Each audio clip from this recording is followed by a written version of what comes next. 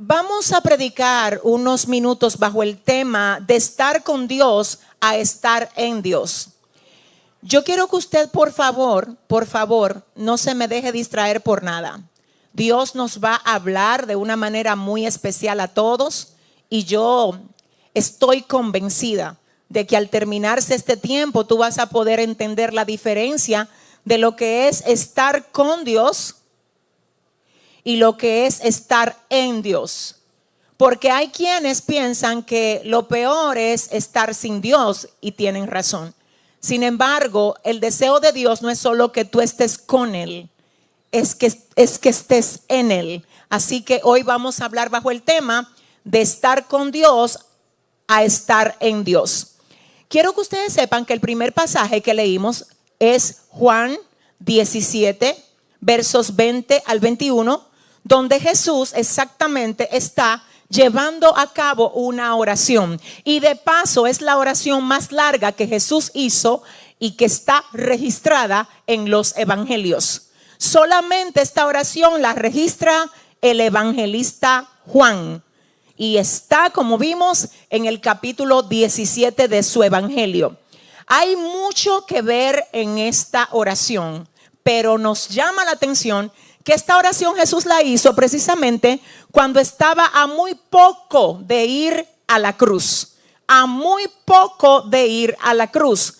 Los teólogos, los comentaristas, todos en esta dirección están de acuerdo con que el hecho de que Jesús hiciera esta oración a poco de ir a la cruz representa el valor que lo que él estaba pidiendo tenía para él. Porque era una de las últimas cosas que él había de hacer mientras estaba aquí en la tierra. Y una de esas cosas fue orar como lo hizo. Ahora bien, dentro de esa oración, Jesús oró. Diga conmigo, Jesús oró. Pero Jesús no solo oró por los discípulos, aunque la oración era por ellos, no solo oró por ellos. Él oró por otras cosas. Y entre esas otras cosas, Jesús oró por ti ahí también. Porque Jesús dice, no solo te pido por estos, sino también por los que han de creer en mí por la palabra de ellos. No solo te pido por los que tengo aquí, no solo por estos discípulos míos, sino por todos los que van a venir luego en los tiempos más adelante. Antes de que tu generación llegara, ya el Señor había orado por ti. Y si hay alguien aquí que puede darle la gloria a Dios porque el Señor oró por ti, hazlo con un fuerte aplauso para la gloria del que oró por ti. Aleluya. Ahora bien, en esa oración es importante que usted se fije que hay una petición muy precisa y muy clara. ¿Ustedes la vieron? En esta parte que nosotros acabamos de leer, Jesús literalmente, vuelvo al texto, está diciendo, mas no ruego solamente por estos, sino también por los que han de creer en mí por la palabra de ellos, para que todos sean uno, como tú, oh Padre, en mí y yo en ti, que también ellos sean uno en nosotros. En esta parte yo quiero hacer énfasis porque literalmente Jesús está diciendo, yo en ellos y tú en mí. Yo en ellos y tú en mí. Yo oro para que todos sean uno, como tú, oh Padre, en mí y yo en ti. Entonces dice el verso 23 del mismo capítulo 17, yo en ellos y tú en mí. Oiga, ¿cuál es la fórmula de la victoria? Yo en ellos, dice Jesús, y tú en mí. Yo en ellos, en mis hijos. Eso es tuyo. Jesús dice, yo en ti. Yo en ti, no yo contigo nada más, no, yo en ti. Y hay una diferencia entre estar con y estar en. Estar con habla de compañía, estar en habla de intimidad. Así que el Señor no solo quiere acompañarte, Él quiere tener una comunión íntima contigo. Toda la historia de la Biblia es presentada desde el deseo de Dios de estar en nosotros. Porque el diseño que Dios le dio al hombre incluye el hecho de habitarlo. Génesis 1:26, dijo Dios, hagamos al hombre a nuestra imagen, conforme a nuestra semejanza, para que señoree, hagamos al hombre para que señoree. El Señor le dio al hombre el gobierno de la tierra. Y ese gobierno exactamente dependía absolutamente de la comunión intacta, ¿verdad?, que tenía Adán con el Señor antes de que el pecado entrara a la tierra. Ahora bien, cuando el pecado entra, no solo se afecta a la tierra, se afecta el hombre. No solo se afecta el hombre, sino que también se afecta la comunión intacta que el hombre tenía con Dios antes de que cayera en pecado. Ahora bien, volvemos a afirmar que la historia de toda la Biblia representa a un Dios queriendo tener intimidad con su creación, con el hombre creado. Él persigue una comunión de padre a hijo, de padre a hijo. Él ama tener comunión con sus hijos. Así que cuando tú te sientas solo, llámalo, porque Él va a estar ahí para acompañarte. Cuando tú sientas que todos te dejaron, llámalo.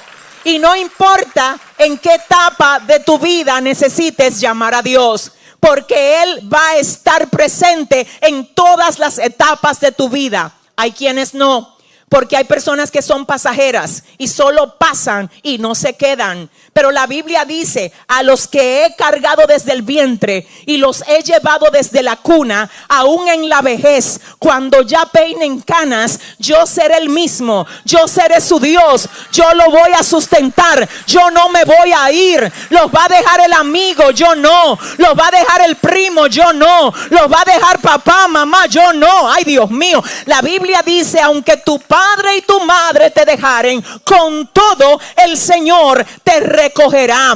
No sé en qué edad estés. A lo mejor seas todavía una persona muy joven. Pues tengo que decirte que la Biblia dice: acuérdate joven de tu Creador en los días de tu juventud. Si eres una persona ya más avanzada en edad, que ha cometido ciertos errores y hoy estás queriendo organizar tu vida, me alegro de que estés aquí. Qué bueno, porque esta es la estación más temprana que te queda. Qué bueno que el Señor te trajo. Qué bueno que decidió organizar todo lo que no tiene orden en tu vida. Si es el tiempo de una edad más avanzada ya, ¿verdad?, para ti, quiero igual decirte que el Padre que te ama tanto como antes de que tú llegaras aquí. Déjame anunciarte y decirte que el Señor te vio antes de que todos te vieran.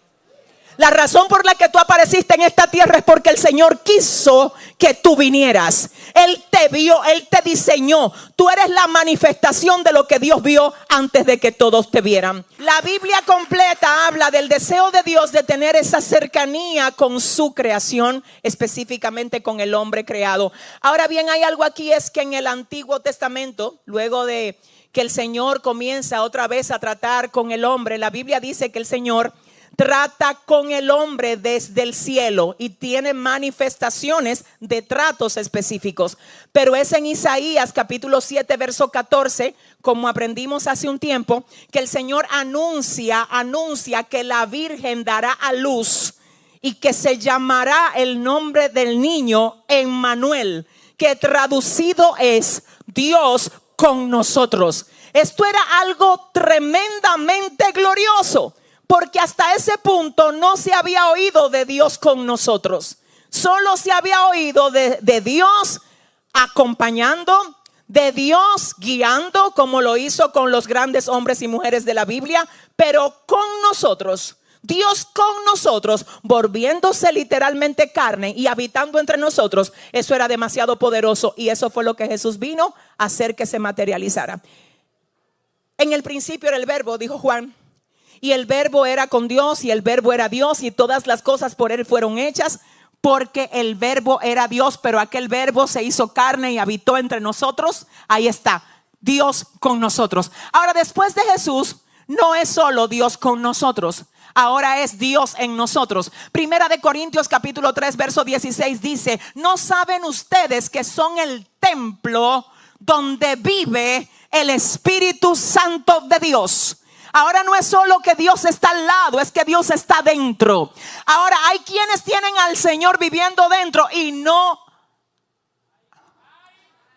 se relacionan en intimidad con Él. Usted puede vivir con alguien y no hablar con la persona con la que usted vive. Usted puede vivir bajo un mismo techo con una persona y no tener conexión con esa persona. El hecho de tener cercanía no es sinónimo de tener intimidad. Usted puede estar muy cerca de alguien y aún así no sentirse conectado. Entonces el Señor hoy viene a decirte: yo quiero conectar contigo.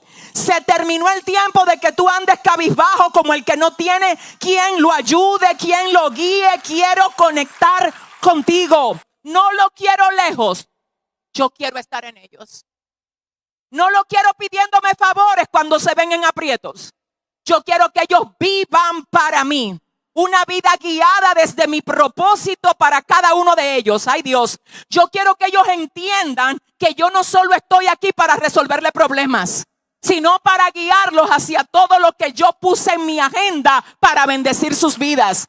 Yo quiero que ellos no solo me vean como uno que viene a resolver las situaciones de presión que se le presentan, sino que me sirvan con todo su corazón para que mi voluntad en ellos se pueda hacer manifiesta. Jesús pidió y dijo que seamos en Él, no solo con Él. ¿Alguien dice gloria a Dios? Ahora escuche, el modelo de Jesús cuando Él dice: yo en ellos y tú en mí. Tú en mí, hablándole al Padre, ¿verdad? Y yo en ellos. Ahí me está dando literalmente la línea como yo debo entonces de identificar qué es lo que Jesús está pidiendo. Porque esa es una petición de Jesús. Y si Él lo pide, yo tengo que hacer que se cumpla. Porque cuando usted ama al Señor, usted pone a un lado su voluntad para cumplir la de Él. Entonces, si esa es la petición de Él, que nosotros seamos en Él como Él es en el Padre, entonces hay que entender cómo es que Él es en el Padre. Juan 14:10 dice: yo soy en el Padre, dice Jesús, y el Padre en mí. Las palabras que yo les he hablado, no las he hablado por mi propia cuenta, sino que el Padre que mora en mí, Él hace las obras. Eso está demasiado potente. Jesús dice: Dios, Él ora y dice: Padre, yo quiero que ellos entiendan lo que yo quiero. Y lo que quiero es que ellos sean en mí como yo soy en ti. Qué distinta fuera tu conversación si todo lo que tú dices estuviera guiado. ¿A cuántas personas, aleluya, tú le pudieras conquistar el corazón para tu bien? Si cada palabra, en vez de salir de rebeldía, de amargura, de ego, saliera del Padre. Hoy aquí le pido a Dios que tu vocabulario cambie. Y que todo el que comience a escucharte hablar de ahora en adelante diga: wow, te cambiaron el lenguaje. Tú no hablabas así. Tú no hablabas así. Siento a mi Padre aquí. Escúchame. No te economices las palabras amables. Esas salen del Padre.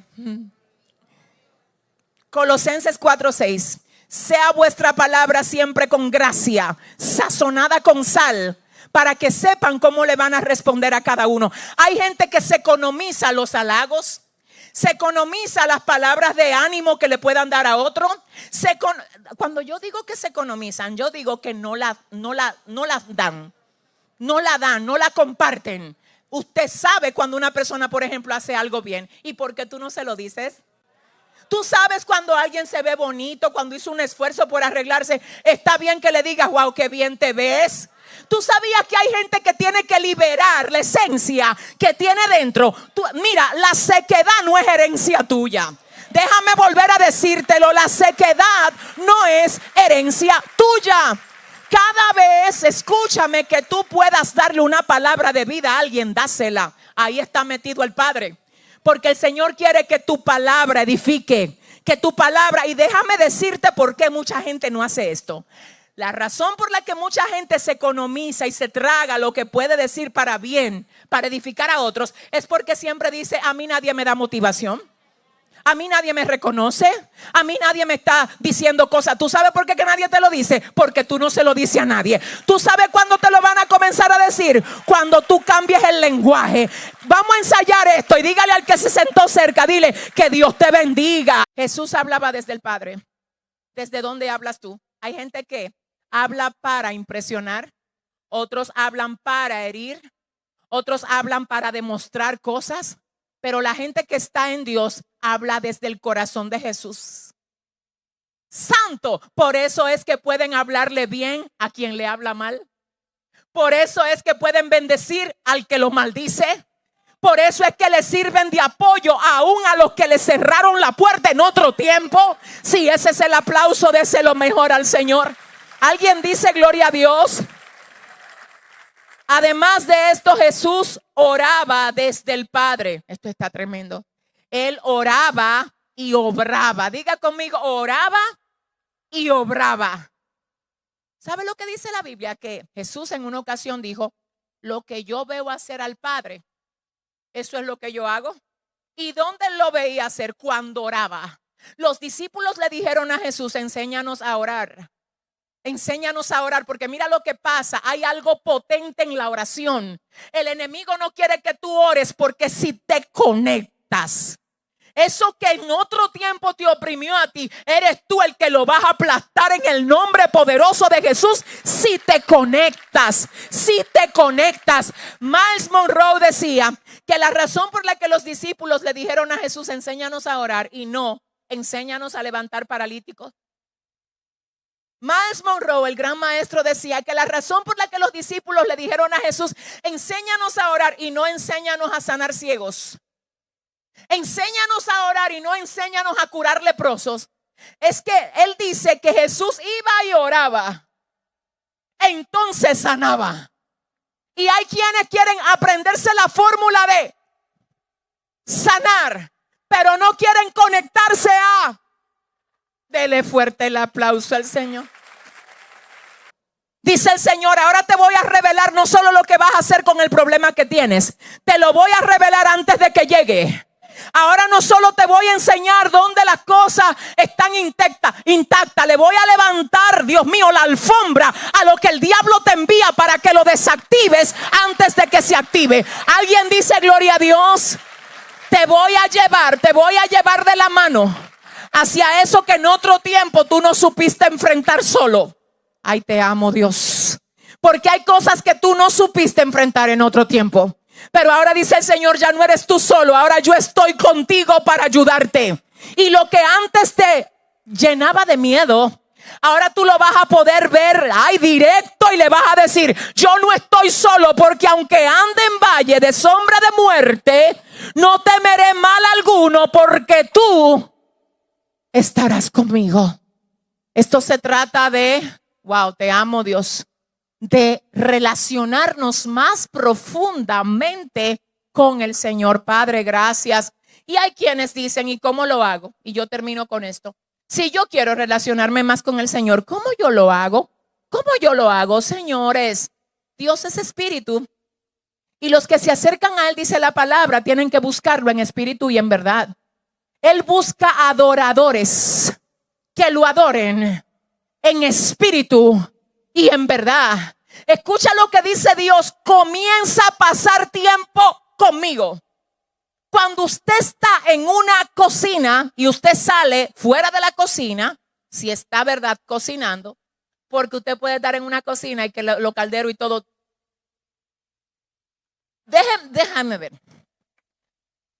Quien está en una cocina activa, donde se está cocinando, entonces luego de estar ahí sale a saludar, por ejemplo, a un amigo o a alguien que llegó a la casa,